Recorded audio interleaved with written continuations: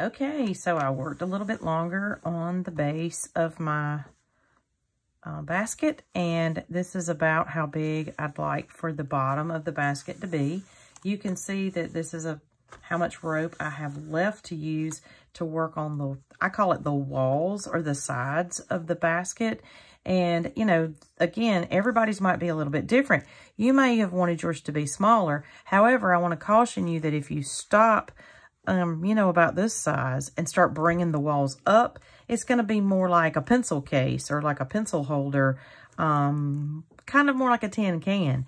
If you'd like it to be a little bit wider, then you need to consider that as you decide where that you start this step that I'm fixing to show you now. Okay, so you're still going to be doing the wrap 5 times and stitching, except for one difference. You, instead of stitching side by side, laying flat, you're going to bring this rope up on top of the other rope. So you see when I hold it up, how it starts to curve and come around to the top. All right, so I'm going to show you now. What I do is I wrap 5 times. 1, I actually was 2, 3, 4, and 5. And then when I go to stitch, get this back down on my side. When I go to stitch, I'm going to lay the rope on top of the row below. Okay, so when I do that, I'm still going 1 row down to stitch. So you kind of can't tell anything much is happening yet, except that this is bowing in a little bit, okay? And as I continue to wrap and stitch, this coil is going to lay up on the side of the base of the basket, okay? Or up on top of it. So it's going to make it 2 coils tall. 1, 2, 3, 4, 5, and lay it on top, stitching 1 row down to keep the stitch straight. That's important. 1, 2,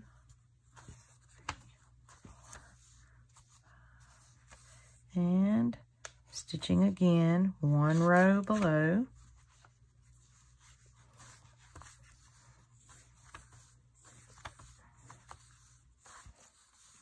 And stitch 1 row below. So see, it's starting to hold, laying up. So it's almost like a ramp, like you're in a car garage. You've been in a parking garage before? And when you start coming into the garage, you go around the outside perimeter of the garage, and you're following sort of the track that takes you around. And as you go up and around, you are going up new floors. So it's pretty much the same thing here. So 1, actually that might be 2 or 3, 4, 5. All right. This is something annoying that'll happen toward the end sometimes. The yarn comes out of the needle and it's also fraying a little bit. So I just wrapped it around and put it back through that needle. It's time for me to cut a new piece. And of course you would have to get up and go to the yarn box to cut yours. So I'm pinching and pushing the little nub end through the needle. All right, and I start on the opposite end of the yarn. I lay these sides together and I'm wrapping 1, 2, 3, 4, 5, because that's the spot I ended up was after the stitch. And I will just continue until I get back to this part where I started to ramp up. And you can see it right here. I started to ramp up and go around, adding another row.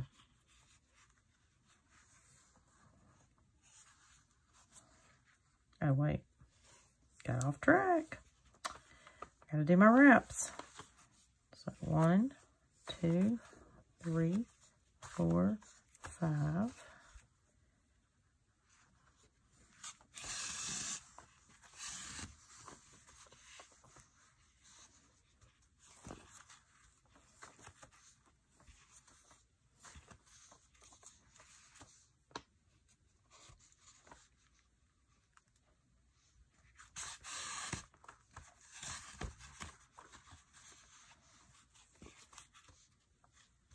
So every time you go get a new piece of yarn, by the way, you can get whatever color you want.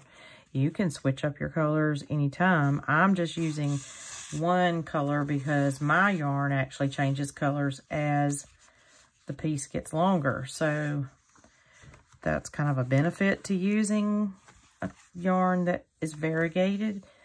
But in the classroom, I don't have very much of that left now.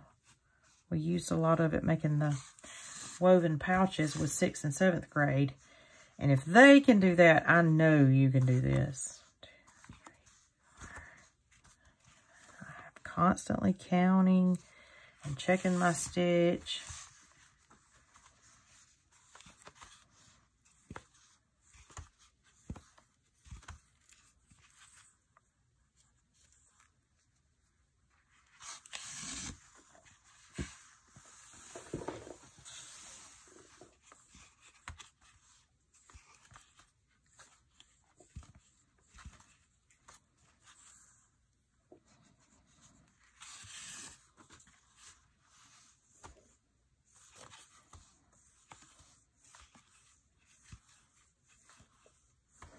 So you see right here where I skipped the spot, you can always take your needle and slide the yarn over, use a fingernail, and scoot them close together to cover up that space.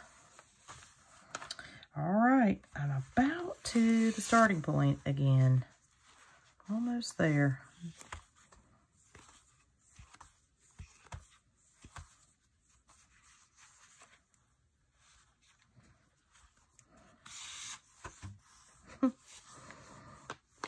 I hope yours doesn't knot up as much as mine is.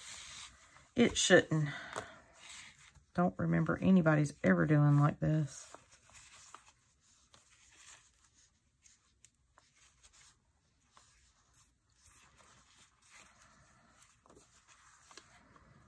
But that's why we practice our perseverance, because it's frustrating sometimes, but we just keep going. Figure out the problem, fix it, and continue working. So ask for help if you need it. But before you do that, you should always try to figure it out yourself. All right, we're to the part. I need to show you something else, okay? So as you continue to go, you're going to add more rope to the top. So you can tell that as I keep doing this, which of course I'm not doing the wrapping and the stitching, but it gets taller and taller. So there's 2 more rows on top just to kind of give you a sense of how this is going to work. And from where I am right now, I'm always stitching the row below. So 2, 3, 4, 5. So to stitch the row below, I'm not going all the way down here to the bottom anymore. I'm going to stitch here, 1 row down.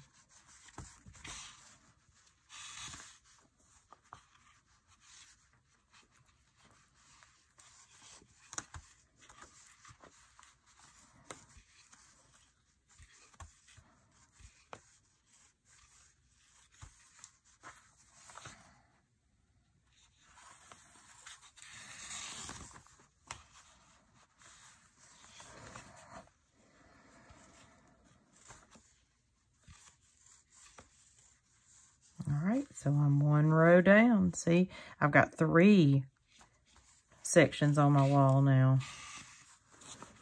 Okay, so the process is still the same.